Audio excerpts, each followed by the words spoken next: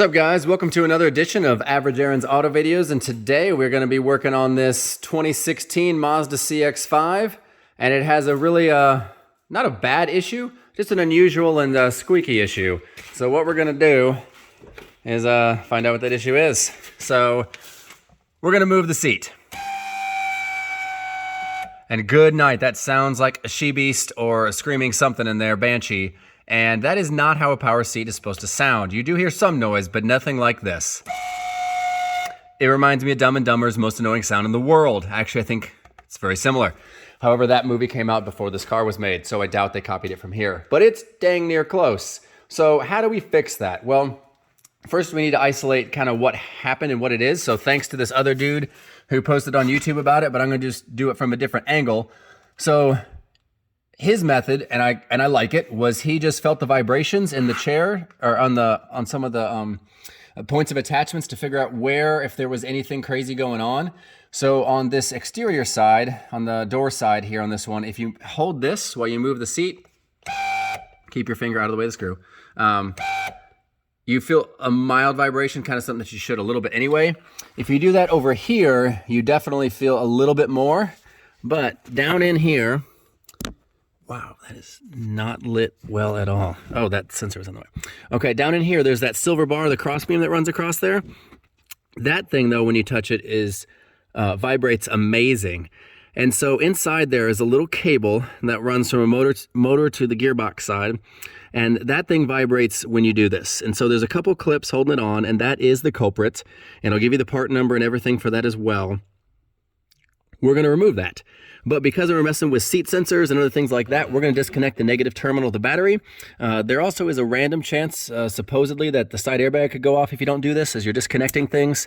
It could send a false signal or be interpreted incorrectly. So we're going to disconnect the terminal because we're dealing with just sensors and electronics, and that way we don't also get a shock. But also, one thing I'd recommend, there's 4 bolts holding the seat in here. 1, 2, 3, 4. One of the things you don't want as the seat moves back and forward on this track, you don't want it to get misaligned or canted or cattywampus, whatever term you prefer. You want it to stay straight. So as a point of reference, I'm going to move this seat all the way backwards and take it off from there after I disconnect it. But before I do that, I'll need to go back into the back and use a 10 millimeter to remove these bolts first. So right now they're underneath the screws, so you can't even see them, and there's hardly any light. My apologies. But there's 2 10 millimeters here. I got to scoot the seat forward. I'll get those out, and then I'll push it back, and I'll disconnect the bolts from the front, and then I'll take apart, I'll disconnect the negative terminal in the battery. So I'm going to do that real quick, and the seat will look like this when we're done, except I'll have all the pieces off, and then we'll look at those sensors and pull those apart. So I'm going to go disconnect the 10 millimeters and then the battery. All right, so got the 4 bolts out, and it'll still move back and forth without it. I got the battery disconnected, which is good. As you can see, no interior lights are on. And now's a good time. If you got a vacuum, you can get that French fry that you lost from McDonald's about 3 years ago. A perfect time to do that. But like I said, the cable that we're hunting is this guy.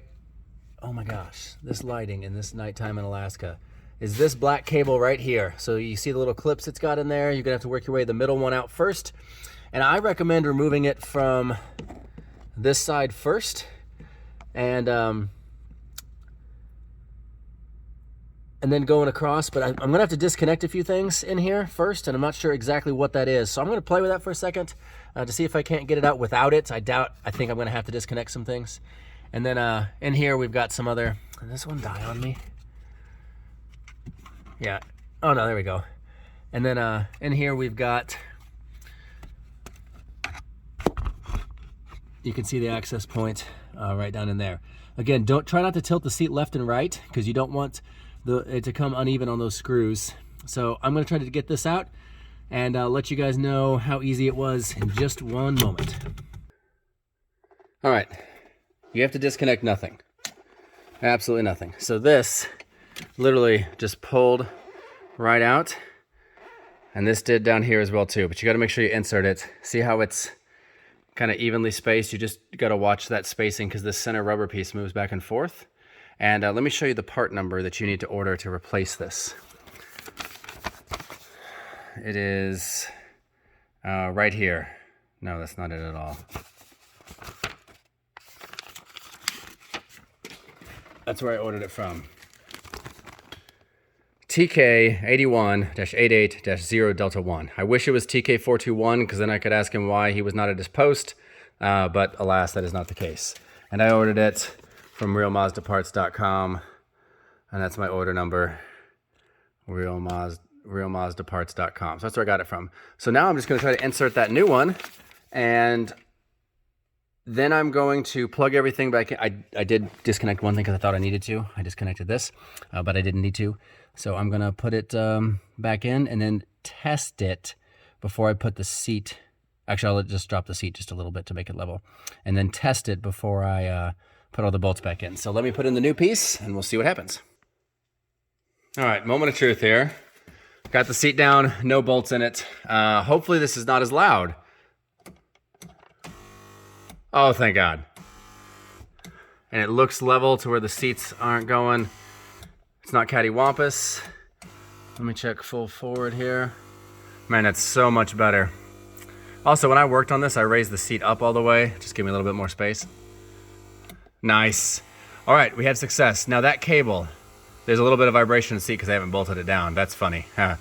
That cable, so it just did pull right out, and I would definitely insert it into this side first, and it's a lot easier to line up, but it does sink in. So if you're like, it takes a minute to spin it and sit it in there when you're doing it, but it will go in. So if it's just fighting you, just give it some time. It sinks in because as you can see, this is kind of got a squarish shape to the end of it, little rectangular, and it will seat in and go in there all the way on that side. And then it makes it a lot easier to just get it in on the other side, and then make sure you seat it in those 3 clamps that are spread throughout that crossbar to help hold it down. And as you can see, that fixed it. This part was, let me see here. Yeah, $14, but shipping to Alaska was $11, so $25 and about 25, 30 minutes worth of work to fix that squeaky seat. So hope that works for you guys. If you like the video, hit subscribe down below. If you got a CX5, let me know if you've hit any other issues and I'll see if I can help you all out. Be sure to hit that like button and we'll see you guys next time.